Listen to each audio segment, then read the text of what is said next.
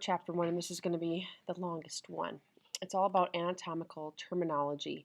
So, anatomists need to have a common language referring to the structures or the functions of the body. And to do that, they need to think of the human body in the same orientation. It's called anatomical position. And the key here is we're going to relate parts of the body to each other or one another. And so we need to have, like, if we're going to say this part is more towards the outside than this part, then we need to have the body orientated in the same way, or else that's not going to work. So correct anatomical position, and this lady is standing in it, is the person, you got to think of the body as standing erect with the head level and forward, the feet facing forward and slightly apart, and the palms facing forward and out. That is correct anatomical position. And note, this is the right side of my body, okay? The right side of my body. It's still the right side of my body, even if you're looking at the screen and it looks like it's the left or whatever. All anatomical descriptions are in reference to anatomical position. So before you answer any type of anatomical terminology question you want to think of, correct anatomical position. Directional terms. So these are used to compare one body part to another. Superior and inferior, they're opposite. Superior means more towards the top of the body or more towards the head, and inferior means below or more towards the bottom, away from the head. So you could say that my nose is superior to my mouth. Okay, my nose is superior to my mouth, which means it's above.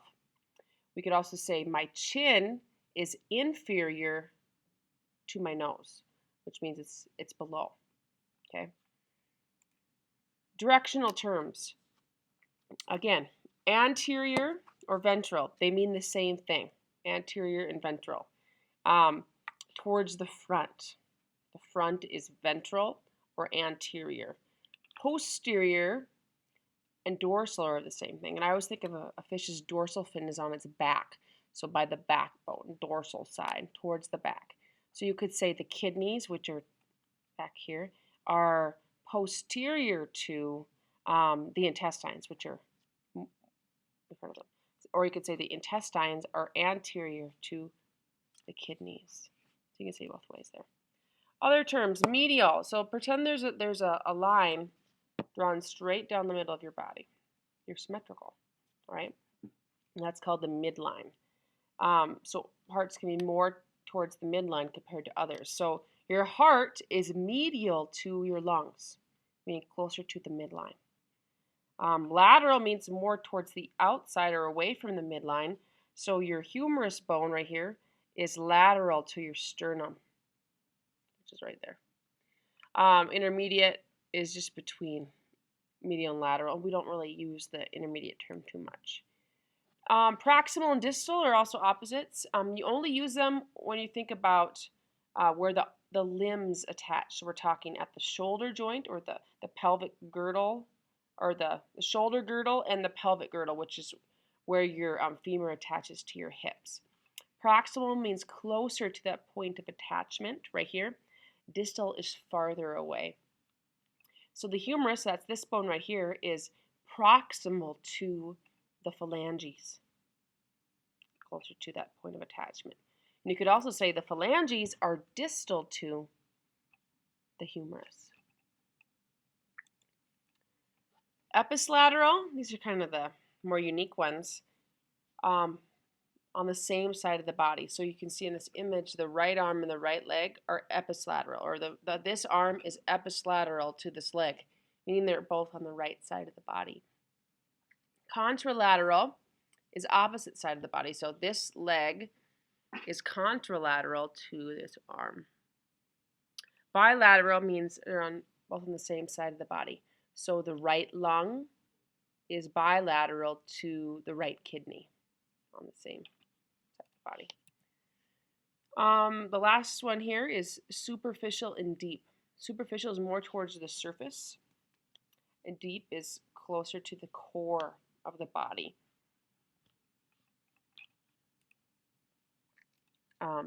So And this is a cross-section view, meaning we've cut the cadaver in half, right about here through the heart and the lungs, and this is the right lung, left lung, here's the heart, and here's the spinal cord and the vertebrae. You could say that what I'm going to do, the muscle here, this maybe it's your abdominal muscle, is superficial to your heart, more towards the surface. My bones are deep to my skin here. And here's just a descriptive term. We're going to get to this when we talk about membranes here in a little bit. Viscera, whenever you hear the word viscera, visceral, you're going to think organ. Think organ when you hear visceral. That's a covering that's tightly over the organ, like a peel on an apple. Okay, the apple is the organ. The peel is the layer or the covering over that organ. So visceral is that covering. Parietal is the layer superficial to that. So it's more outside. Here's the visceral parietal. The lungs are in a cavity called a pleural cavity, and it has two layers. The visceral is right up next to the lung, and the parietal is surrounding that cavity, that pleural that the lung is sitting in. Moving on to something called regional terms. These describe specific parts of your body. So for example, this is your skull. It's called your cranial region. Your neck is your cervical regions. In here, you also have your cervical vertebrae. These lymph nodes are called your cervical lymph nodes. Cubital is your elbow. Carpal is wrist.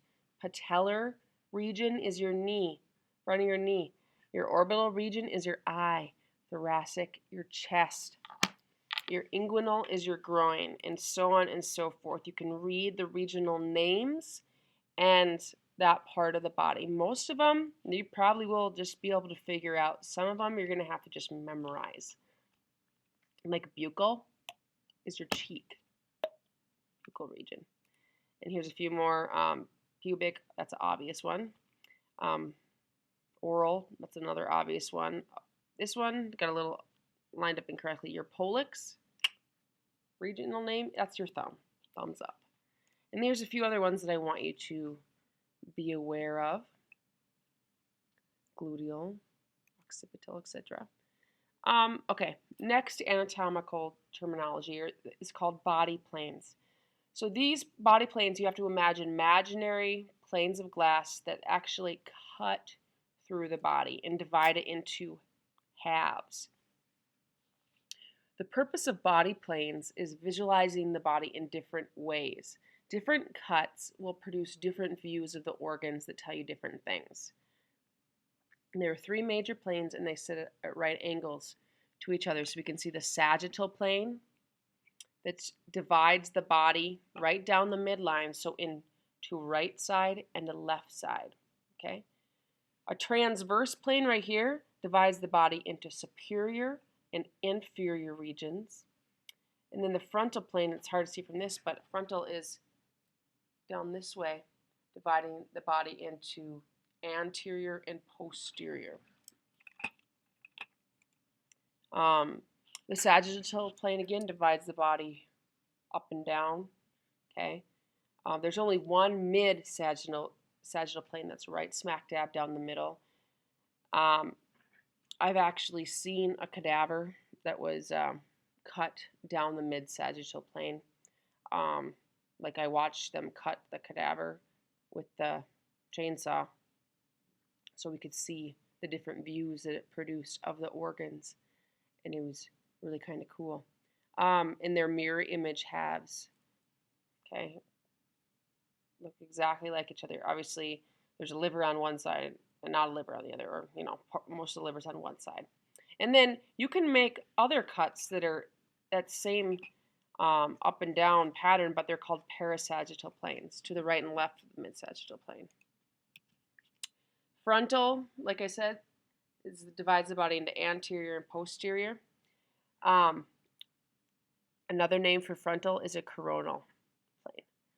And then transverse, also called a cross-section cut into the superior inferior. And then those are the three major ones: mid-sagittal, frontal, and transverse. You also have oblique planes. And oblique is at an oblique angle, okay? And if you think of your obliques, in your abdominal area, those muscle striations actually go at that same kind of angle, so we can see it here. They're often used for, cylindrical parts of the body, like a blood vessel. Here we can see a human brain, and hopefully this helps bring it all together for you, that has been cut with a different body plane. So this is the mid-sagittal, so the brain has been cut down the middle, and we're looking in at it. We can do that with my model of a brain too. And we can see things we wouldn't be able to see from just that view. We can see a better view of the cerebellum. We can see a better view of the brain stem. This is the pons, the medulla oblongata. Here is a sinus of the brain. Here is the frontal cut of the brain, and we can see better the corpus callosum right here. This is what connects the right side of your brain to the left side of your brain.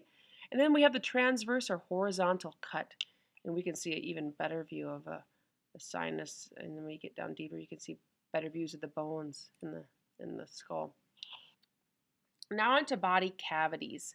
These contain the organs of the body. So embryologically speaking, when your embryo was forming, when you were being made in the uterus, two major body cavities were first formed. The dorsal cavity, so again, that's on the back side. You can see it in yellow here. Contains the brain and the spinal cord.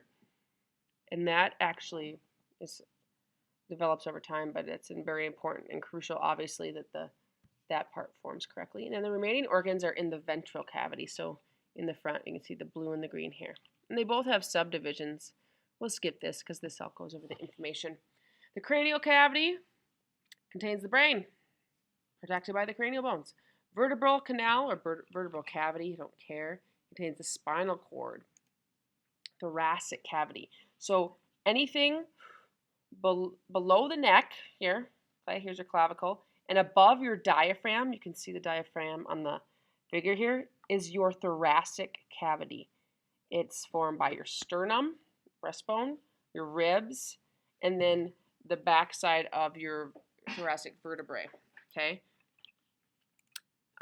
Within that thoracic cage, you have the mediastinal cavity. This is outlined in with black dashes here. This is just the middle of your thorax that contains the heart, okay? You also have your lungs. And your lungs, you see the purple line here? Your lungs are in the pleural cavities. They are fluid-filled spaces that surround each lung. I'll mention it again when we talk about the respiratory system, but that pleural cavity is to prevent friction as the lungs get larger and smaller during the process of breathing. Also in the thoracic cavity, we have the pericardial cavity. This is where your heart resides. Just like the lungs, this pericardial cavity contains fluid that helps prevent friction as the heart gets larger and smaller as it's contracting to push blood out. There's just a different view here. The heart is in the middle there, and you see the lungs. It's very tightly packed in the thoracic cavity. The lungs actually occupy most of the space from front to back. They're hard to get out, okay? They're huge. Beneath your diaphragm, you have your abdominopelvic cavity, one of my favorite words there, abdominopelvic. And it goes from the diaphragm all the way to the groin. And it's encircled by the abdominal wall and bones of the pelvis, okay? So a portion of that cavity is not protected by bones, okay? And that cavity can be divided into your abdominal cavity, which contains your stomach, your spleen, your liver, your gallbladder, the intestines, and then your pelvic cavity, which is your bladder, urinary bladder, and the internal reproductive organs, and some of your large intestine. Of course, large intestine branches down and then becomes the rectum. Back to the body cavities. Your thoracic cage and your abdominal cavities are lined by membranes. They're called serous membranes, and they adhere to the organ's surface. That's their visceral layer. And then you have the parietal layer around it. And within them is serous fluid, serous membranes. So specifically, what are those membranes called? Around the lungs are the pleural membranes. Pleuritis is the infection of that fluid around the lungs. You have the pericardial membrane, or the pericardial sac, which is around the heart. Pericarditis is an infection of that. Not good. And peritoneal membrane is just covers the abdominal organs. So your intestines can slide. Gross. So this just gives a view of the membranes. Here's the visceral pleura, so right up on the lung. That's the lung there. And then the parietal pleura is on that cavity wall. Other little cavities, we have the mouth cavity, tongue, teeth, nasal cavity back here, connected to the back of the throat, orbital cavities, your eyes, your middle ear cavities, inside, way in there, past your eardrum, and then the synovial cavities are your joints. Okay, so we're just going to talk about the abdominopelvic part of your body now, so below the diaphragm. It's divided into quadrants, so 4, and regions. And it helps clinicians describe the location of organs, okay? Or like if you get a wound in an area, let's say this part of that body was wounded, okay? It allows them to be more specific. They're divided by lines, and it's centered on the umbilicus region, which is your belly button. Why is it called the umbilicus region? Probably because your umbilical cord was hooked on there at one point in time. So these are your quadrants. They're easy to remember. Here's the umbilicus region right in the middle. A line right there, and then crosses it there. Right upper quadrant, right lower quadrant, left upper quadrant, and left lower quadrant. Pretty easy, and you can abbreviate it. So over here, we have the gallbladder in the right upper quadrant. The stomach resides mostly in the left upper quadrant. Here are the abdominopelvic regions. There's 9 of them, and you treat your abdomen like a tic-tac-toe grid. That's what you draw. Umbilical region is right smack dab in the middle. It's more complex and a little harder to remember. And I'm not going to say them all out loud, but you can see their names right here. The lumbar region is named because that's your lumbar region, where it's your lumbar vertebrae are located there. And there we see a view of the quadrants and the regions. And that is the end of part 4.